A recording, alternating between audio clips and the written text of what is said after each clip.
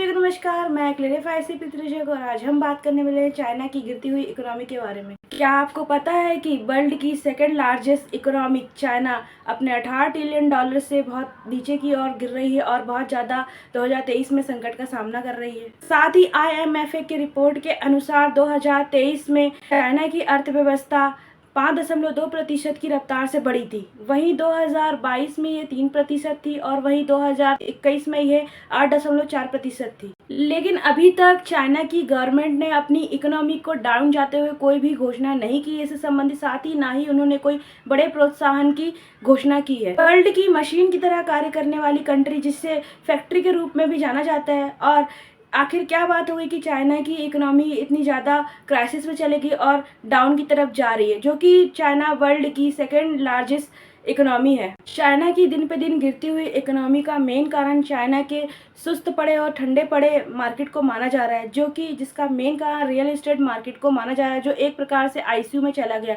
और जिसकी हालत दिन पे दिन बहुत ज़्यादा खराब होती जा रही है। साथ ही गिरता हुआ निर्यात और कमज़ोर उपभोक्ता खर्च भी है, जिसके कारण बाजार बिल्कुल सीमित हो गए और माल बिक नहीं रहा है और जिसके कारण उत्पादकता भी बिल्कुल कम हो गई और घट गई है, जिसके कारण बेरोजगारी फैल रही है और लोगों को रोजगार मिल ही नहीं रहा है। साथ ही इसका मेन कारण ये बताया जा रहा है कि संयुक्त राष्ट्र, अमेरिका और अन्य देशों ने मिलकर चाइना के प्रौद्योगिकीकरण के हस्तांतरण पर रोक लगा दी थी, जिससे इनके कोई भी माल बिक नहीं पा रहा था अन्य देशों में और जिसके कारण का निर्यात बहुत हद तक कम हो गया और जिससे अन्य बड़ी बड़ी कंपनियों को भी घाटा हुआ, साथ ही लोकल कंपनियों को भी बहुत तेजी से घाटा होने लगा। साथ ही इस मंदी का असर रियल एस्टेट मार्केट पे भी देखने को मिल रहा है। रियल एस्टेट घर बना भी रहा है तो कोई भी उस घर को कम दामों में लेने को तैयार ही नहीं हो रहा है। अतः साथ ही नौबत इतनी ज़्यादा खराब हो गई है कि एक घर के साथ एक घर फ्री बेचना पड़ रहा है, जिससे इनकी उत्पादन लागत भी नहीं निकल पा रही है और लोगों के पास रोजगार कम होने की वजह से उनके पास इतना पैसा ही नहीं है कि वे इन घरों को खरीदे। साथ ही उनके पास मार्केट का सामान खरीदने के लिए भी बहुत मुश्किल से पैसे जुटाना पड़ रहा है और लोगों के पास नौकरी ना होने के कारण बेरोजगारी बहुत ही तेज़ी से बढ़ रही है और वहाँ के मार्केट बिल्कुल सीमित हो गए हैं और जिससे बेरोजगारी बिल्कुल अपने चरम पे है और जिसके कारण बड़ी बड़ी मार्केटों पर भी बहुत बुरा असर पड़ा है और वह अपने मार्केट को अन्य देशों में चीन से शिफ्ट कर रहे हैं और जिसके कारण इस पे चाइना पे बहुत ज़्यादा असर पड़ रहा है और इसकी इकोनॉमी में ये इम्पैक्ट देखने को मिल रहा है। चाइना की दिन पे दिन गिरती हुई इकोनॉमी, साथ ही फैलती हुई बेरोजगारी, साथ ही कार्य क्षमता का कम होना, साथ ही व्यापार का ठप होने का मुख्य कारण माना जा रहा है 2019 के कोविड को, जिसमें पूरे 3 साल तक चाइना में लॉकडाउन लगा दिया गया था। साथ ही पूरे विश्व में भी लॉकडाउन लगा हुआ था, लेकिन साथ ही चाइना में लॉकडाउन लगने के बाद और कोविड फैलने के बाद कई विश्व के कई बड़े बड़े देशों ने और साथ ही अन्य देशों ने चाइना पर कई तरह की पाबंदी और प्रतिबंध लगा दिया गया था, जिसका पूरा इम्पैक्ट चाइना की इकोनॉमी पे पड़ा था। साथ ही अन्य देशों के द्वारा लगाई गई चाइना पर ये सारी पाबंदियों ने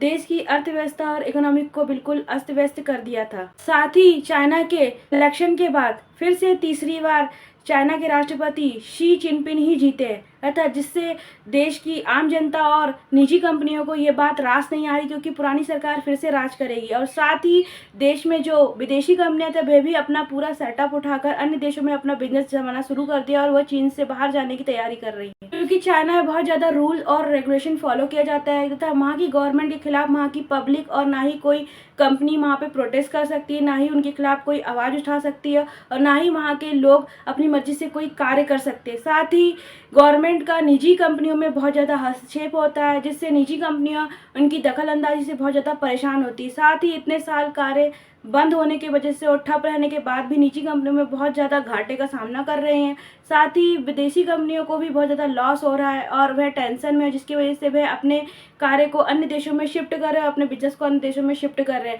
जिससे चाइना में बहुत ज़्यादा बेरोजगारी फैल रही है और बेरोजगारी बिल्कुल चरम पर है। साथ ही एशिया बैंक ने भी अपनी एक रिपोर्ट में ये क्लियर किया है कि चाइना में 10 में से 6 लोगों के पास नौकरी ही नहीं है। ऐसा भी माना जाता है कि जब से कोविड-19 लगा तब से education department, real estate market और अन्य व्यापारिक कंपनियों में कोई भी बड़ी पोस्ट निकली ही नहीं। साथ ही जब ये लॉकडाउन पूरे 3 साल तक लगा और जब ये हटाया गया तो उसके बाद चाइना पर अन्य देशों के कई तरीके के प्रतिबंध लगा दी। साथ ही अमेरिका ने उन पर कई तरीके से रोक लगाई। अन्य देश भी चाइना पर अपना दबाव बनाने लगे और ये लॉकडाउन हटने के बाद से चाइना की अर्थव्यवस्था पहले से ही डामाडोल थी और उसके बाद अर्थव्यवस्था और ज़्यादा अस्त व्यस्त हो गई। साथ ही अगर चाइना की इकोनॉमी में गिरावट आती है और ये इसका इम्पैक्ट इंडिया में भी देखने को मिलेगा तथा ये थोड़ा 50-50 भी हो सकता है। इंडिया की इकोनॉमी में थोड़ा बहुत असर तो पड़ेगा, अच्छा भी बुरेगा, लेकिन ज़्यादा असर इंडिया में देखने को नहीं मिलेगा। जहां एक तरफ चाइना की इकोनॉमी बहुत तेज़ी से गिर रही है,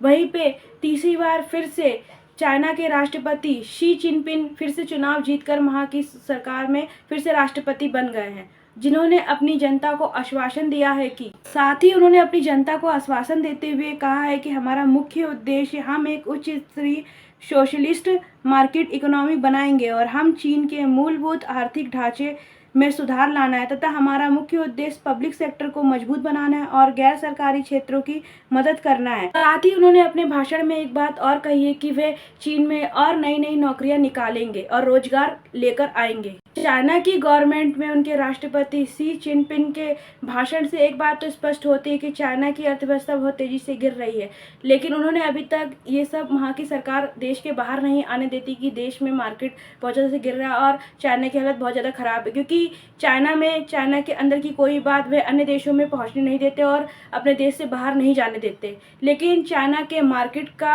हाल देखकर और मार्केट में हुए गिरावट और व्यापार के बारे में सबको पता है कि चाइना की हालत बहुत ज़्यादा खराब है और अस्त व्यस्त हो रखी है। साथ ही कोविड-19 के बाद देश की अर्थव्यवस्था बहुत ज़्यादा प्रभावित हुई थी। साथ ही अन्य देशों द्वारा लगाई गई प्रतिबंधों के कारण चाइना का मार्केट बहुत ज़्यादा घाटे में चला गया था, जिसके कारण उनकी अर्थव्यवस्था बहुत तेज़ी से डाउन में जाने लगी और उनकी इकोनॉमी पे बहुत ज़्यादा इफेक्ट पड़ा था। साथ ही विदेशी कंपनियों ने भी वहाँ से अब मूव ऑन होना शुरू कर दिया और उन्होंने अपना बिजनेस वहाँ से हटाकर अन्य देशों में शिफ्ट करना शुरू कर दिया, क्योंकि विदेशी कंपनियों को चाइना में बहुत ज़्यादा लॉस का फेस करना पड़ रहा था, जिसके कारण उन्होंने अपना बिजनेस अन्य देशों में शिफ्ट कर दिया, जिससे अब चाइना की इकोनॉमी में बहुत ज़्यादा बुरा असर पड़ रहा है और चाइना की इकोनॉमी बहुत तेज़ी से नीचे डाउन में जा रही है और जिसके कारण वहाँ की बेरोजगारी बहुत तेज़ी से बढ़ रही है और बेरोजगारी अपने चरम पर है तथा इन सब चीज़ों से चाइना की इकोनॉमी बहुत ज़्यादा इफेक्ट पड़ेगा। साथ ही चाइना